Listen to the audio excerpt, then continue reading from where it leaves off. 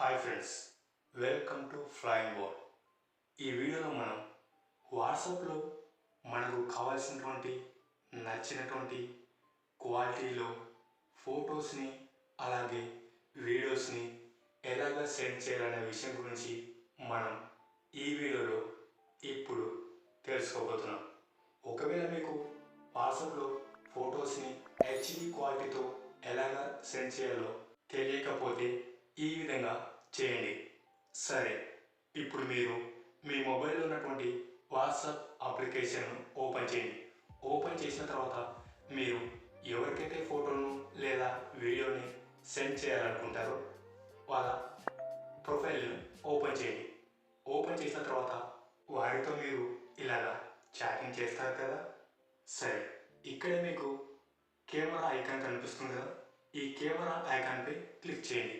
Click చేసిన వెంటనే మీ phone స్టోరేజ్లో ఉన్నటువంటి ఫొటోస్ లేదా వీడియోస్ని సెలెక్ట్ చేసుకోండి.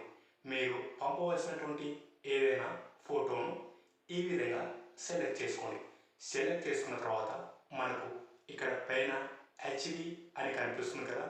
ఈ హెచ్డి అనే ఆప్షన్పై క్లిక్ చేసిన వెంటనే అప్పుడు మనకు ఇలాగా స్టాండర్డ్ క్వాలిటీ అలాగే హెచ్డి క్వాలిటీ అని చూపిస్తుంది. మనకు కావాల్సింది హెచ్డి క్వాలిటీ కాబట్టి క్రింద ఉన్నటువంటి హెచ్డి క్వాలిటీ అనే చెక్ బాక్స్కు టిక్ మార్క్ ఉంచండి. ఉంచిన తర్వాత మన ఫోటో అనేది హెచ్డి క్వాలిటీకు సెలెక్ట్ అవ్వడం జరుగుతుంది. ఈ విధంగా సెలెక్ట్ అయిన తర్వాత మీరు క్రింద చూపిస్తున్నటువంటి సెండ్ అనే బటన్పై క్లిక్ చేసిన వెంటనే మన ఫోటో అనేది ఇలాగా హెచ్డి క్వాలిటీలో సెండ్ అవ్వడం జరుగుతుంది. ఇలాగే మీరు హెచ్డి క్వాలిటీలో వీడియోస్ కూడా సెండ్ చేసుకోవచ్చు.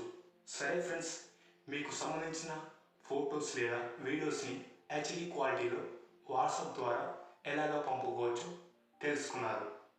సరే, ఈ వీడియోపై మీకు ఎలాంటి డౌట్ ఉన్నా కామెంట్ సెక్షన్లో కామెంట్ చేయండి. 24 hours లోపు మీ కామెంట్కి అయితే తప్పకుండా రిప్లై అయితే ఇవ్వడం జరుగుతుంది.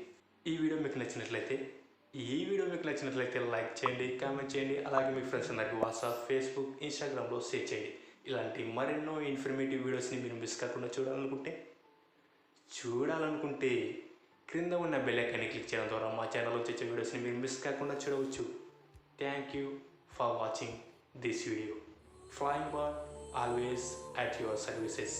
Stay tune for next video.